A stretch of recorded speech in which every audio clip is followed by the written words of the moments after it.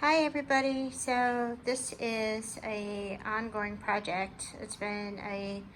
Um, it's been taking me a long time to put this together, and the reason why is because a good deal of the fabrics that are in the leaves and then the clouds and the tree trunk and all of that were fabrics that were um, given to me by my cousin who has traveled to India many times.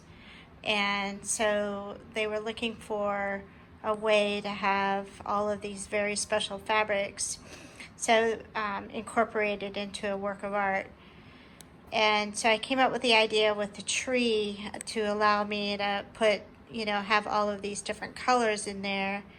And then at the bottom here, it started just looking kind of bare. And then originally I was thinking about putting some of the jewels from the fabrics, the outfits, they were all from clothes that they wore in India. So there was a lot of weddings and different celebrations. And so the fabrics were some of them were kind of silky, and they were very difficult to work with. And let me see here, so I can kind of show you. Like here's like kind of like a little gold lame type fabric here, and this little purple one is like a satin.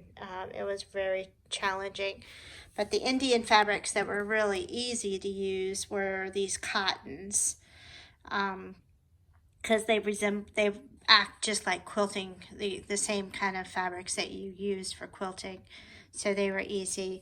And originally I was going to make flowers out of these little things that were from some of the outfits, this little flower here, but it was just too sparkly, and it really off balanced the artwork. So I just kind of put them up with the trees, and now they kind of, they just kind of blend in with the leaves, and they look pretty cool.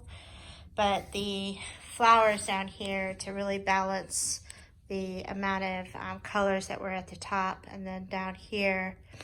And then I had to, in order for the fabrics to feel cohesive and for them to feel as part of the work, I had to outline each one in felt. So each one of these is outlined in felt. So I had to make the flower, make the shape, and then outline it, and then sew individually. And at this point, everything is pinned on. And really, I'm taking a deep breath, because really the only way to really finish this up is to actually hand sew all of these pieces. And I'll probably just use a clear, or I'll probably use a black thread and sew this. It would just be too challenging to try to sew this on a sewing machine, and not have it look kind of sloppy around the edges. So I will do that. And then the last thing that I will do is put a frame around this, and it'll be mounted. So anyway, I just want to give you a little tour of this, and I hope you enjoy. This is, so all of these things came from, let me show you. I'll just show you what some of this stuff came from. So this right here is one of the little outfits. And so you can see, I mean, these are really special outfits. So here's the gold lame, and then here's this is a really pretty fabric here. Well, let me see here. So this fabric right here is what I used for here's quite a few of the little leaves right there. So this is, you can see this fabric here.